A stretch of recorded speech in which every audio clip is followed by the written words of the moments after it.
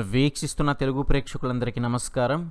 ఈ వీడియోలో రైలు ప్రయాణికులకు ఒక షాకింగ్ న్యూస్ అయితే రావడం జరిగింది. స్కిప్ చేయకుండా చివరిదాకా చూసినట్లయితే పూర్తి ఇన్ఫర్మేషన్ మీకు అర్థమవుతుంది. అదేవిధంగా సబ్స్క్రైబ్ చేసుకొని పెట్టుకున్నట్లయితే మేము పెట్టే ప్రతి ఒక్క అప్డేట్స్ అనేది పొందగలుగుతారు. ఇక ఈ వీడియోని లైక్ చేయడం మాత్రం మర్చిపోకండి. ఏమాత్రం కూడా ఆలస్యం చేయకుండా వివరాలు అనేది చూసేద్దాం. భారతీయ రైల్వే ప్రయాణికులకు ఊహించని ట్విస్ట్. మరి రద్దీని నియంత్రించేందుకు కన్ఫర్మ్డ్ టికెట్లు కలిగిన వారికి మరింత సౌకర్యవంతమైన ప్రయాణ అనుభవాన్ని అందించే లక్ష్యంతో 2025 మే 1 నుంచి వెయిటింగ్ లిస్టులో ఉన్న టికెట్లతో స్లీపర్ లేదా మరి ఏదైతే ఒక ఎయిర్ కండిషనర్ ఉన్నదో ఈ యొక్క కోచ్లలో ప్రయాణించడానికి అనుమతిని రద్దు చేస్తూ సంచలన నిర్ణయం అయితే తీసుకుంది.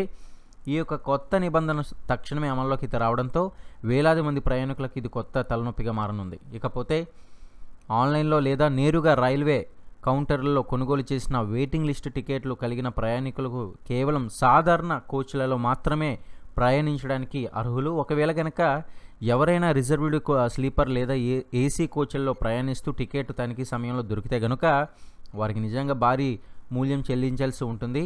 భారీ జరిమానాలు అయితే విధించనున్నారు. ఇకపోతే స్లీపర్ క్లాసుల్లో ప్రయాణిస్తే 2050 రూపాయల వరకు ఉంటుంది జరిమానా అనేది. అదేవిధంగా ఏసీ క్లాసులో ప్రయాణిస్తే 440 రూపాయల వరకు కూడా జరిమానా అయితే చెల్లించాల్సి ఉంటుంది.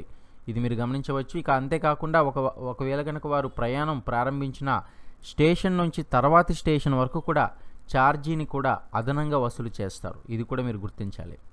ఈ యొక్క నిబంధనలను కఠినంగా అమలు చేయడానికి ట్రావెలింగ్ టికెట్ ఎగ్జామినర్లకు ప్రత్యేక ఆదేశాలు అయితే జారీ అయ్యాయి. వెయిటింగ్ లిస్టు టికెట్లు కలిగి ఉండి తర్వాత స్టేషన్లో రిజర్వ్డ్ కోచ్లలోకి ప్రవేశించడానికి ప్రయత్నించిన ప్రయాణికులను రైలు నుంచి దింపివేసి జరిమానా విధించే అధికారం కూడా వారికి ఉంటుంది.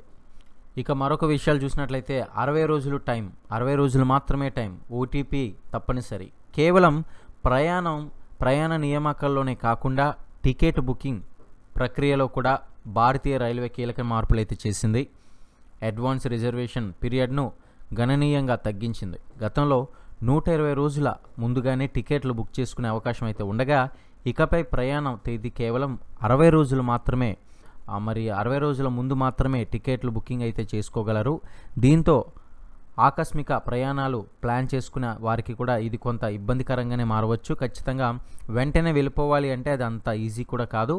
భద్రత చర్యలో భాగంగా ఆన్లైన్ టికెట్ కొనుగోలు ప్రక్రియను మరింత కఠినతరంగా చేసింది.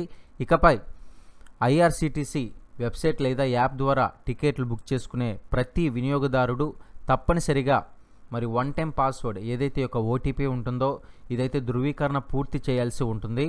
ఈ విషయాన్ని మీరు గమనించాలి. మరి వీటిపై సంబంధించి మరికొన్ని అప్డేట్స్ కూడా ఉన్నాయి. అది కూడా కావాలనుకుంటే వీడియోని లైక్ చేసి సబ్స్క్రైబ్ చేసుకుని డైలీ ఫాలో అవ్వండి. Thank you.